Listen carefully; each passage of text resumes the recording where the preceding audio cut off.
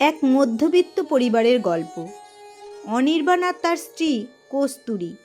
বিয়ের পর থেকেই অনির্বাণ দেখেছে তার মা সারদা দেবী বড্ড বেশি হিসেবি। তবে সেই হিসেবটা শুধু কস্তুরীর বেলায়। লুকিয়ে আলমারি থেকে নতুন শাড়ি বের করে নিজের মেয়ে পায়েলকে দেওয়া, কিংবা রান্নাঘর থেকে দামি ঘি মশলা সরিয়ে রাখাটা সারদা দেবীর পুরনো অভ্যাস। কস্তুরী সব বুঝতো। মাঝে মধ্যে এটা নিয়ে সংসারে অশান্তিও হতো। সারদা দেবী চেঁচিয়ে পাড়া মাথায় করতেন, বলতেন, নিজের পেটের মেয়েকে দেব না তো কাকে দেব? ছেলে কি আজ তবে পর হয়ে গেল? অনির্বাণ চুপ করে থাকতো, কারণ সে জানতো অন্যায়টা কার। কিন্তু কস্তুরী রাগ করলেও পরক্ষণেই সব ভুলে যেত। মাহারা মেয়েটা সারদা দেবীর হাজারো খোঁটা আর অবহেলার পরেও রাতে তাকে ওষুধ খাইয়ে দিয়ে তবেই ঘুমাতে যেত। হঠাৎ একদিন সারদা দেবী পক্ষাঘাতে আক্রান্ত হলেন। শরীরের নিচের অংশ অবশ হয়ে গেল। শয্যাশায়ী মানুষটির সেবা করা দুঃসাধ্য হয়ে পড়ল। মেয়ে পায়েল খবর শুনে প্রথম দুদিন এলো, কিন্তু মায়ের বিছানা পরিষ্কার করা বা ঘায়ের ড্রেসিং করার সময় নাকে রুমাল চাপা দিয়ে দূরে দাঁড়িয়ে থাকতো।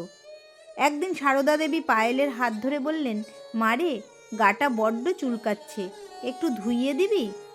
পায়েল বিরক্ত হয়ে বলল, উফ মা, কি যে গন্ধ তোমার ঘরে, আমি এসব পারবো না।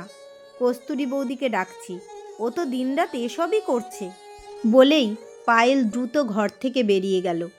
ঠিক তখনই কস্তুরী এক গামলা গরম জল আর তোয়ালে নিয়ে ঘরে ঢুকলো। কোনো বিরক্তি নেই, মুখে নেই কোনো অভিযোগ। পরম মমতায় সে শাশুড়ি মায়ের শরীর মুছিয়ে দিতে লাগলো। সারদা দেবীর দু চোখ বেয়ে তখন জল গড়িয়ে পড়ছে। তিনি কস্তুরীর হাতটা চেপে ধরে অস্ফুট স্বরে বললেন, যাকে নিজের ভেবে সারা জীবন উজাড় করে দিলাম, সে আজ গন্ধে দূরে পালায়।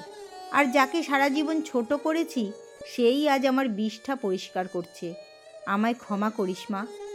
কস্তুরী হেসে উত্তর দিল, মা, মেয়েরা কি মায়ের ওপর রাগ করে থাকতে পারে? আপনি তো আমায় ছোটবেলা থেকেই মেয়ে হিসেবেই দেখেছেন, হয়তো একটু কড়া শাসন করেছেন, এই যা।